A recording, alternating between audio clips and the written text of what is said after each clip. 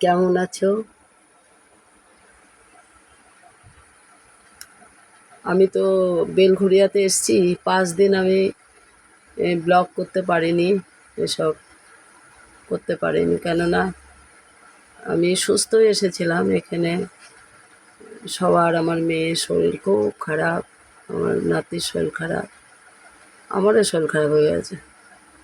তো আজকে ছাড়ছি।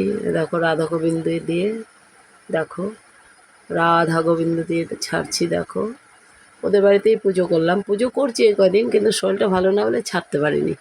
আজকেই ছাড়ছি। দেখো রাধা গোবিন্দ, মেয়ের বাড়ির, বুঝতে পেরেছ? মেয়ের বাড়ির রাধা গোবিন্দ, বজরংবলী। তারপরে দেখো গোবিন্দ, রাধা গোবিন্দ। দেখো তুলসী পাতা ফুল দিয়ে দিয়েছি। জগন্নাথ, বলরাম, সুভদ্রা রানী। দেখো জল মিষ্টি দিয়েছি। দেখো, দেখো দামোদর মাসের মা যশোদা, ছোট্ট কৃষ্ণ বালক, নৃসিংহদেব, নৃসিংহদেব, মহালক্ষ্মী। দেখো শিব ঠাকুর।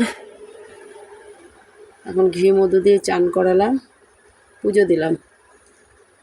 এটা তো নিত্য নতুন আমাদের করতে হয়। জল মিষ্টি দিয়েছি। দেখো বাবা লোকনাথকে, দেখো বাবা লোকনাথ, কার্তিক ঠাকুর, নন্দী মহারাজ। হ্যাঁ, এই দেখো একটু শরীরটা ভালো না তো, তাই গলার টোনটা এরকম লাগছে।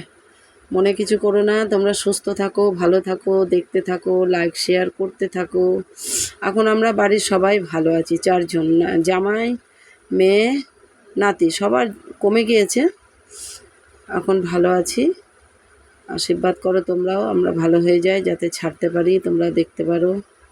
ভালো থাকো, সুস্থ থাকো, দেখতে থাকো, ঠিক আছে? খুব ভালো থাকো, বুঝতে পেরেছো? আমার নাতিকে আশীর্বাদ করো যাতে ভালো হয়ে যায়। 4 বছর বয়স ওর, ইংলিশ মিডিয়ামে ভর্তি করা হয়েছে। ভালো থাকে, সুস্থ থাকে, আর তোমরাও সুস্থ থাকো, আশীর্বাদ করো, ঠিক আছে?